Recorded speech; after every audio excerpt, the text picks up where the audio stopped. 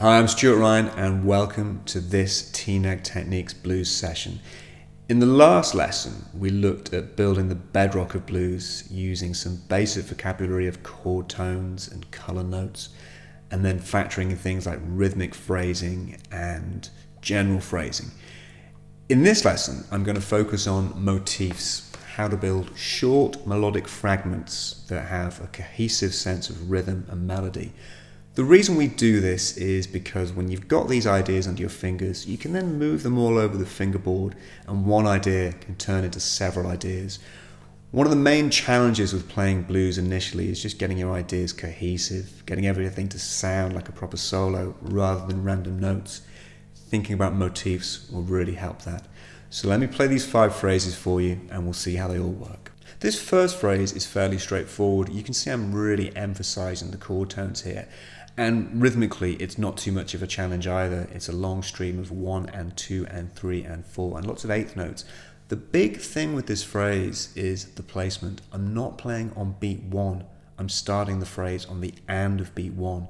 So when practicing things like this, count yourself in. Think 1, 2, 3, 4, 1 and 2 and 3 and 4, and you've always got to be thinking rhythmically rather than just playing. Let's take a look at the phrase.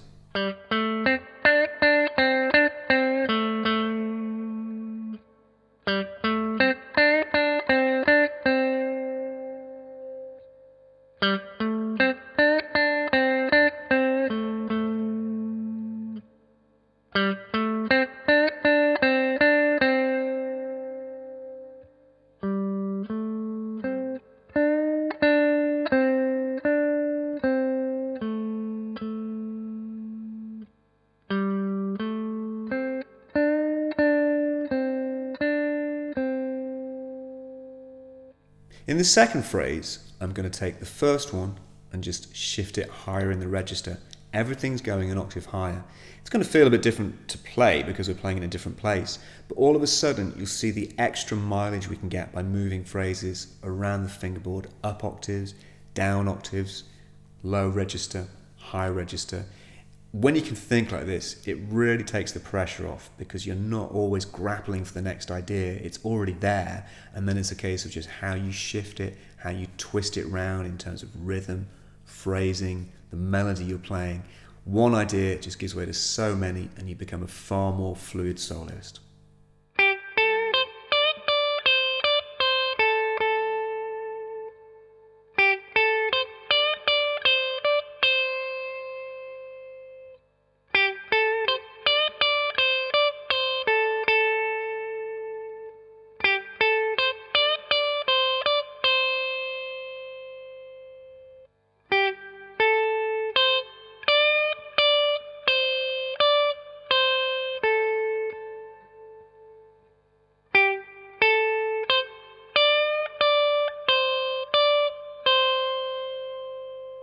And in this third phrase, we're going to just shift everything down the octave. So this time we're focusing really on strings 6 and 5.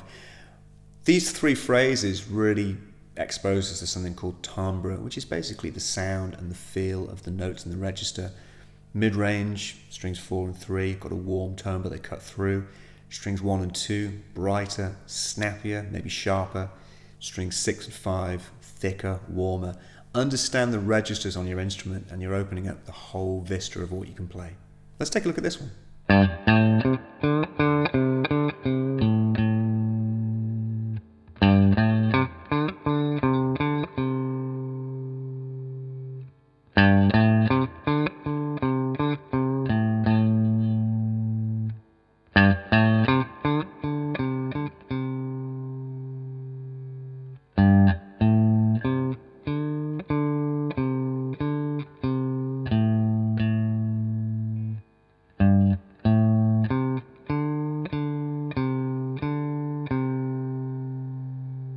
In this fourth phrase, I'm going to cross through different registers throughout. Notice how I'm leaving a bar of silence in between each register as well. Don't be afraid to leave space, it's part of what the blues is about.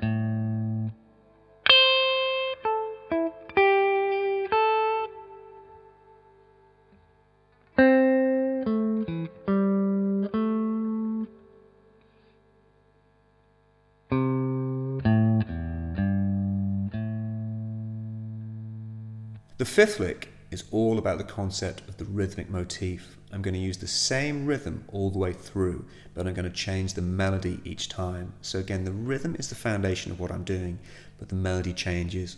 Great way of thinking, great way of getting more mileage out of what you're playing. You'll also notice in these licks that I'm sometimes bringing in an extra note. For example, I'm bending from fret 7 of string 3 up to fret 8. What I'm doing there is going from a D to an E flat. The E flat is what we call the flat 5, the blue note in blues. Very common, don't be afraid of it, start using it as much as you can.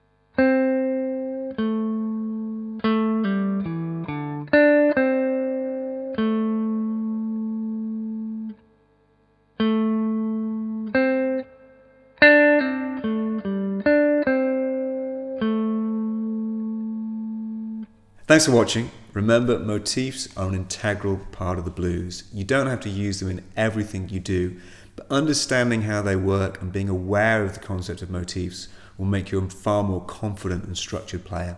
Next time, we're going to take a look at putting it all into context with a B.B. King inspired track.